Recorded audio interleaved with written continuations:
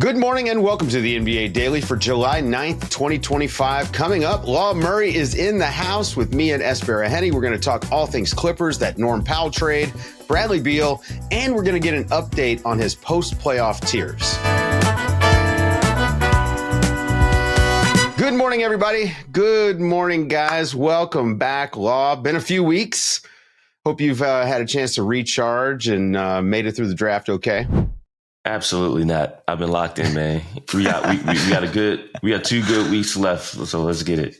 Also, I love that you let me catch you right before you fly out to Summer League. Look, we got to talk about this Norm Powell trade. Norm Powell sent to Miami. John Collins winds up at the Clippers. The Clippers now have gotten huge, adding Brook Lopez and John Collins to that front court. Let's talk a little bit, like, what was the motivation here to move Norm after a almost all-star season last year in exchange for John Collins, who's an expiring contract? Well, Norm's also an expiring contract, extension eligible, just turned 32 years old. And I think the reason Norm is not on the team and John Collins is on the team, two words, Aaron Gordon. Like, if you saw, I'll give you 2 more words, Game 7. If you saw how Game 7 went in Denver, the Clippers with an opportunity to go to Oklahoma City, I think you got to remember the Clippers finished the regular season extremely well, 18-3. But Norman Powell wasn't playing his best ball at that point. That was Kawhi Leonard returning to form. That was the defense. They had some slippage in the middle of the year. They got back to defending at a high level. They played desperate ball because they needed every single one of those wins to avoid the play-in tournament. You saw how that ended in Golden State's regular season finale. And I think Norm had a fantastic season. He embodied, this is Lawrence Frank's words, but anyone who watched the Clippers to start the season could say this, he embodied the meaning of addition by subtraction. Paul George leaves and people think the Clippers were going to be bottom 5 in the West because they casuals and don't understand how the Clippers get down. And all they did is extend their active streak of consecutive winning seasons. And Norm was a huge part of that. But the concerns with Norm, he's position locked. He doesn't handle the ball great to be running your offense through, especially when James is off the floor, James Harden. And then he's not the most versatile defender. You know, you got to hide him a little bit. He's not someone who's going to break your defense. The Clippers are top 5 defense with Norm playing a heavy minute load, but, you know, it limits how many guys you can have on the floor, how many different guys you can have on the floor. And then came the injuries, back-to-back injuries right out of the All-Star break. First the knee, then he comes back, immediately injures a hamstring. It wasn't his first hamstring injury. And so he played his worst basketball in the biggest moment, Game 7, only 9 points on 11 shots. Aaron Gordon he shared the game high with 22 points, but it's much more significant coming from Aaron Gordon than it is coming from Kawhi Leonard, who also had 22 in that Game 7. So the Clippers, they were determined not to let someone like Aaron Gordon run circles around them in a series again. I think it makes them better in the playoffs because of the roster optionality. It's just a question of fit now.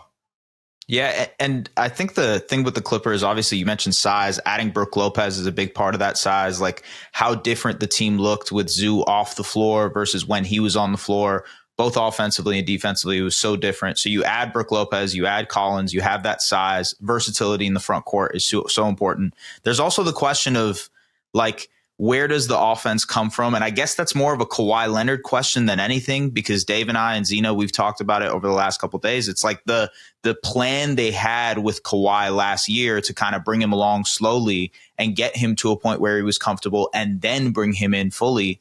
It worked. It felt like that was the recipe moving forward. Is this now saying, hey, we're expecting Kawhi to play more? Obviously, you're expecting Kawhi to play more games next season, but is he shouldering more of a load next year for them offensively?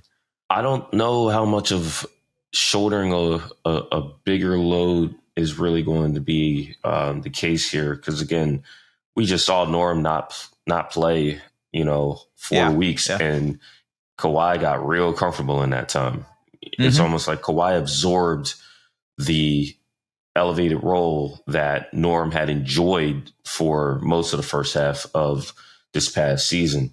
they're going to ask other guys to do more as is. I think there's plenty of mouths, plenty of guys who can eat, but also plenty of guys who can kind of touch the ball a little bit. They're going to miss Norm because Norm's ability to get to the free throw line and to get as hot as he could get is going to be missed.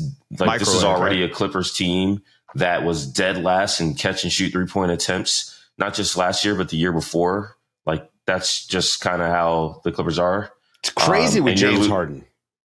Right. Like, James is going to have to involve his bigs a lot more. Naturally, you just use some roster. There are going to be a lot more minutes to guys who literally weren't, their archetype weren't on the team last year. Brook Lopez is a reliable 3-point shooting big who is still effective inside the arc. The closest they came to trying that last year was Mo Bamba, and Mo was pretty much unplayable. Like, he couldn't. Not comparable. It's not comparable at all, right? And that's a guy who's going to be your backup 5. John Collins is going to be in first and second units playing the 4 and the 5, where, again, he can make threes, but he's incredibly good as a play finisher inside the arc as well. And that is going to be the relief for a guy like Kawhi or a guy like James. Like, Kawhi is a guy, they don't ask him to bring the ball up a ton. They don't ask him to be the guy who's, they don't Jayson Tatum him, for example. Jayson Tatum, rest in peace to Tatum's 26th season. But, like, when you watch the Boston Celtics, they play through him. Kawhi has never been asked to be that guy outside of Doc Rivers one season coaching him. T. Lue has always said, I'm going to have Paul George be the guy. And when Paul George said he didn't want to be that guy anymore, that's how you get Russell Westbrook and James Harden on your team. So James is going to still be the guy that you play through. Kawhi is still going to be your number one option. The secondary option is a little bit more up for grabs, but it's going to involve a lot more Zoo. John's going to touch the ball plenty. And we understand that the Clippers are not done maneuvering yet. I was about to say, where's the shooting coming from? I mean, this is the big question in the playoffs that every team has to answer. I think that you can trust the Clippers defense, and that Kawhi and James Harden, you kind of know what they're going to bring to the table. But those shooters that create the space for those dudes to operate in just don't exist on the Clippers roster right now. And Norm was at least a guy who could spot up right around those other guys. One of the very best in the league. You had to think about him as a shooter constantly. I guess that brings me to my question about Bradley Beal. Can Bradley Beal come over if we're recording before he's been bought out by the Suns, but the reporting is that he's going to be bought out by the Phoenix Suns. He's interested in the Clippers. He's interested in the Bucks. Clippers have a good shot at this. Like, is he able to be what Norm was, I guess, is the big question. I think the big question with Brad is going to be mindset. For whatever team he winds up playing for, it's going to be mindset. Yeah. I mean, Brad had 2 different situations in Phoenix. A team that punted point guards and then a team that brought in all the small guards. He had to play with Devin Booker and Kevin Durant on both of those teams. Let's say he comes to the Clippers. James Harden is a lot more ball dominant than either one of those guys, and Kawhi Leonard is a lot more deliberate than KD is. That is going to be so. If Brad is like, "Hey, I got to feel my way out as a third option," if the fit was weird in Phoenix, well, it's not going to be a whole lot more touches coming his way with the LA Clippers, and that's if he's in a first unit. There's a lot of argument. One thing that Clippers fans got real comfortable with is saying, okay, Norm, thanks for starting and doing great while Kawhi was out, but you need to go to the bench, because they felt so comfortable with Norm killing second units and being comfortable, again, having his own unit where he's going to get a heavy percentage of the touches while he's on the floor with certain guys. With Brad, we saw that not work in Phoenix. Right. Yeah. So, but how much of that was attitude and sort of buy-in? And would you get more of that? About, right? But would you get more of that with the Clippers, right? It's a winning situation.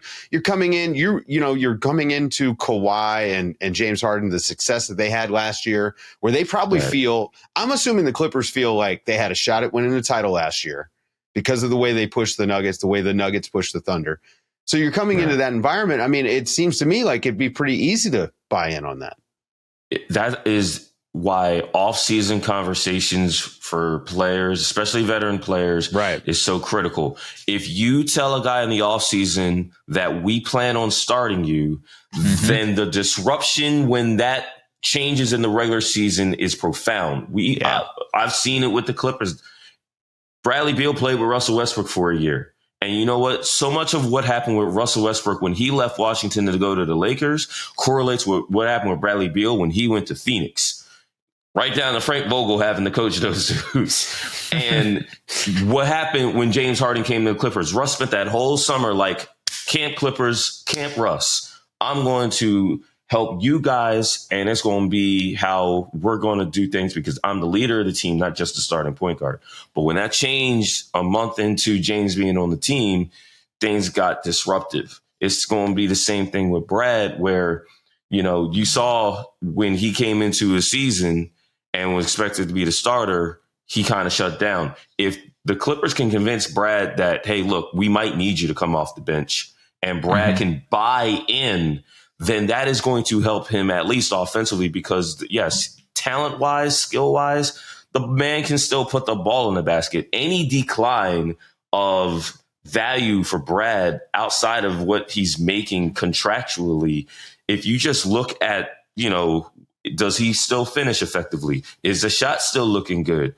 Is he still getting to his spots? He can do those things. It's mentality. And then the big thing that has nothing to do with basketball, availability. Brad misses too much time. And that is another good way to just look at Norman Powell. Norm was looking like he could be an MIP candidate, some kind of award. But once he missed 4 weeks, couldn't get that rhythm back. And the team that he left was not there when he got back. Kawhi was apex Kawhi again. Yeah. That's what you got to be concerned with Brad. What are the conversations to get his mind right, especially after not just a soulless basketball he played in Phoenix, but we're talking about the Washington Wizards. We had free Bradley Beal memes recently, as 4 years ago. He got freed. He about to get freed again. But no matter what, he's got to be available on the court, no matter how those conversations go about his role. Yeah, Rip to the Bradley Beal no trade clause, by the way. That thing is... man. Hey, waiving stretch is not a bad deal, though. You know, you get paid it's good every for year. Him. Especially if he comes to LA. That's the thing that has kept him happiest. Exactly. Yeah. Okay, Law, I have to ask you, since we're talking about Bradley Beal, there's also another free agent on the market that the Clippers have been rumored to, and that is Chris Paul, a potential reunion with CP3. I know he's talked about maybe this being his farewell tour. I feel like that would be poetic if it ends with the Clippers, but what do you think about CP3, especially because I feel like ball handling, you know, Beal can alleviate some of the ball handling pressure off of James Harden, but adding another guy like Chris Paul would make a lot of sense for this team too. Well, I think it would make a lot of sense considering how bad the Clippers were from a ball handling control aspect. The Clippers has said that they had 3 goals. I feel like it was more like a 1A, 1B, and a 2. The 2 being shooting. It's like anybody that you add to the team, I think they wanted to make sure that they had shooting threats. They lacked that. That's why Ben Simmons was slashed from the rotation. He doesn't shoot. And he doesn't even score anymore. So, he lost his utility. And he would have helped positional size, ball handling. But they couldn't use Ben because he was a non-threat offensively. Chris Dunn basically got shadow banned by the Clippers by the end of the series. The Nuggets refused to guard him, basically taunted him, said Nico Batum should start. And Game 7, Chris Dunn finally did lose his starting job and played with no confidence in Game 7. Bradley would help your ball handling compared to Norman Powell. Norman Powell is a subpar ball handler and passer at his position. John Collins does not help that. Brook Lopez does not help that. Chris Paul makes sense on paper, but Chris Paul probably does not make sense for a Clippers team that does not want to get older and smaller, and probably does not make sense for a Clippers team if Chris is going to insist on playing and being a 30-minute guy still, or a 25-minute guy. He's not going to start, and he's relatively position locked. I keep using this term because the Clippers are getting to be, even with Kawhi let's say Kawhi misses 20 games, you still got, if you add one more guy, that's 9 guys you got to find minutes for. And whoever joins his team, whether it's Brad, Chris Paul, someone like Malcolm Brogdon, has to be actually bought into the fact that minutes are going to be allocated to those who are helping the team win. And that's it. And if there are any other agendas, especially with a bunch of dudes whose contracts are either going to be decided on next summer or in 2027, that's when Kawhi's up, then you can't have that. So there's a disease of more. If guys are going to be bought in, this is looking like a team that will be really good. And Chris can contribute to that, or Brad can contribute to that. But if guys are going to be carrying on about what they feel like they're owed because they were in the league 10 years ago at a high level, that's not going to work. And so it's going to be fascinating to see what the Clippers decide on in the coming days and weeks. I can't believe it's 2025, almost 2026, and we're still talking about Malcolm Brogdon on Contenders. So what are we doing? Like, come on, we can stop with that. Guys, stick around after the break. We're going to talk to Law about his player tiers and whether he feels any vindication after the playoffs.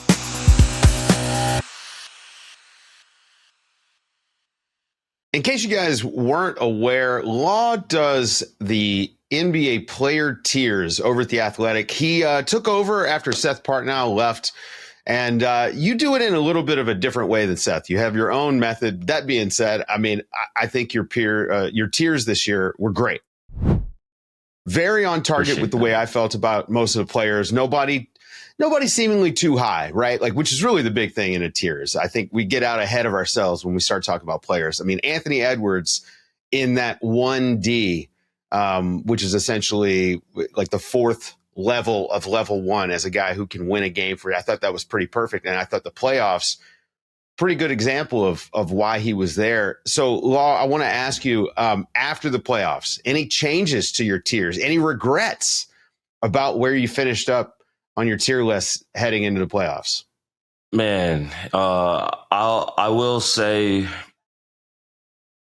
putting this together was a year-long thing, even though you only see the end project. Like, I thought about not just what it needed to look like to present to an audience, but I needed to develop my own methodology. I needed to understand and really change and challenge what I thought about the game of basketball and how individual players fit in that, because I'm a big team guy. I don't look at basketball as a guy alone in a gym. And I think that's what winds up happening when you start evaluating players. Everyone's like, this guy, that guy, like, he can do this. What does a player look like in relationship to all the guys that they can affect on the floor, on both ends of the floor? That is hard. And so Tyrese Halliburton obviously called out, everyone who called him overrated. And that was a theme, right? And I will say the best thing that I had going for me is just I had some feedback from some people that I really trust, some people at The Athletic, some people who work for teams, some people who I just am like, ball and I trust you. So can you beat this list up for me? And it's like, I think the toughest part is a guy like Tyrese, and he plays as well as he did. It's like, man, he's got to be a tier 1 guy. And something was like, I feel good about where he's at, but I also feel like I could have put him in 2A and no one would have got mad at me. You know what I mean? Yeah. If anything, the injuries in this playoffs were tough because it's like, I can't keep Tatum where he's at. I would probably drop Tyrese. And you've got Tatum in 1B, which is essentially you've got him like as the 4th or 5th best player in the league. And obviously that injury is probably going to affect that. Yeah. It's tough because Jayson Tatum is a guy who I feel like I hate using overrated and underrated. You will never hear that from me unless you guys bring it up first. But the thing with Tatum is I feel like he's underappreciated for sure. People look at him and compare him to guys who, honestly, Tatum's role is so unique to me. The Celtics did not play with a traditional point guard while he's been ascending to first team All-NBA status year over year over year. Like, people don't understand how hard that is. they're going to lose that, and the Celtics are going to look unrecognizable next year. And that was the biggest things for me. I wanted to emphasize underappreciated, and people will figure out why next season. Yeah, I wanted to emphasize touches, who guys play through, how they win, how they get to their spots, and every single player, even the guys in 1A. I got 3 1A guys. They all have their weaknesses too that have to be accounted for. There is no perfect player in the league. There are just guys who are so much better at what their strengths are and using those strengths to affect winning at a high level than everybody else. Yeah, I love what you said about how it's in relation to their team and what they provide, but also what the team context provides for them. Like, I think about what people are talking about the Paolo Banchero conversation online right now. And it's like, man, is he worth the rookie scale max? But, Orlando was going to pay him regardless, first and foremost. And second of all, like, there is a team context that will play a part to how good Paolo looks on the court, ball handling, shooting, etc. When it comes to guys that maybe have moved to a different team this offseason, think of Kevin Durant, think of other guys. Do you think they might shift in those tiers next season when you plan on doing this? Well, look, man, the biggest challenge I had putting this together was the damn Luka Doncic trade. Like, I'm like, because you get to a point, people used to love talking about guys who are untouchable. That doesn't exist anymore. No. Right. Okay. Yeah. The MVP of the NBA, Finals MVP scoring champion, was a guy who got traded after his rookie season. Okay. Like, I think you got to completely remove assumptions that guys are just going to stay where they are. And yes, Kevin Durant has embodied this. Kevin Durant changed teams after his team was in the conference finals with a 3-1 lead. He changed teams while he had a torn Achilles in the NBA finals. We saw that happen. We seen KD change teams in the middle of a season.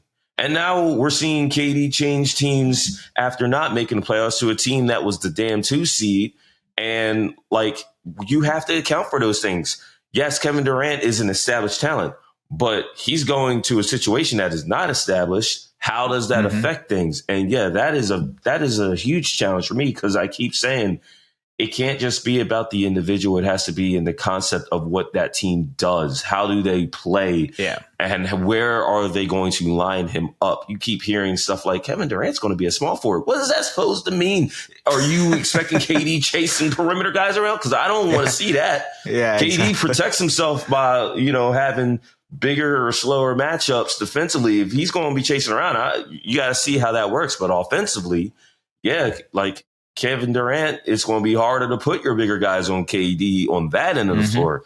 And I think that's going to be, that is always my challenge. If that's the case for stars, role players, man, the guys who are high level role players, the ones who will make this list, that's the fun part, is trying to project. We're doing a lot of projecting, and we got 4 months of projecting left. I was going to ask you, all right, project now, project early. What's the biggest change between last year and the start of this year? Like, who's made the biggest leap in your mind? I mean, from the start of last season to the start of this coming season.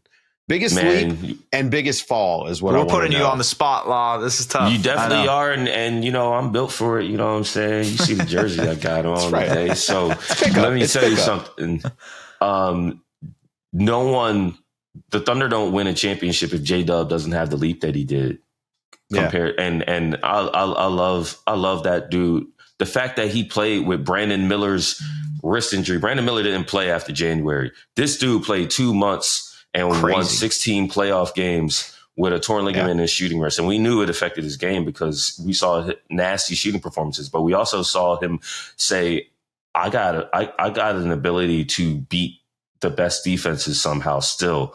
We saw him put up 30-point games, 40 in the finals with all kinds of moves to get to his spots, finish effectively. And while defending at a high level, this dude was not just defending guys his body type. When guys were out, Isaiah Hartenstein, Chet Holmgren, who was taking jump balls and whatnot, it was J-Dub at 6'5" and a stack 215, whatever he is. That dude is special, and he probably shouldn't be in the tier that I had him in. On the flip side, I think y'all got to get, some of these vets, you got to just understand that the name doesn't hold up as much as the game. It just doesn't hold up as well. So there are going to be some guys who I got to see something next year. You know what I mean? I don't think anyone's ready for how much change we're going to see in the next 2 to 3 years when it comes to the star power of the league, like the names. Got to rip the Band-Aids off. But we're about to, in a major way, like the list of guys, the Hall of Famers who are about to just be out of the league, before 2028 is kind of nuts. Yeah. Like I think about a Paul George. I think about,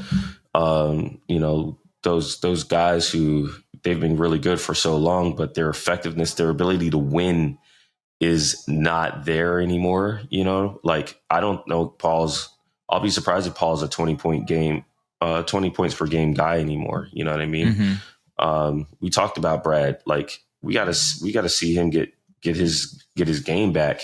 And we don't talk about Brad like we did when he was coming to Phoenix.